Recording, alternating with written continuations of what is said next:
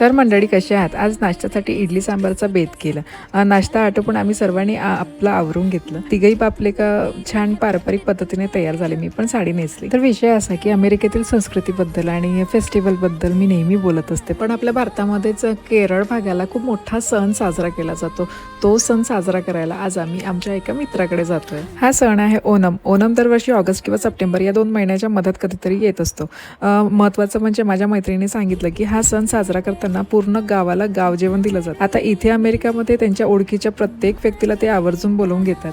जेवणामध्ये 15 ते 20 प्रकारचे पदार्थच आहेत. स्नॅक्सचे पण खूप प्रकार आहेत. इथे सॅलडचे कमीत कमी 6 ते 7 प्रकार, लोणच्याचे पण 4 ते 5 प्रकार, पापड, वरण भात, सांबर, खीर एवढे पदार्थ आहेत की पाहूनच पोट भरेल. आमच्या सर्वांची जेवण झाली आणि मग छान फोटोज काढून घेतले. हा प्रोग्राम पार्कमध्ये होता म्हणून मग सगळ्या मुलांनी खूप धुमाकूळ घातला होता.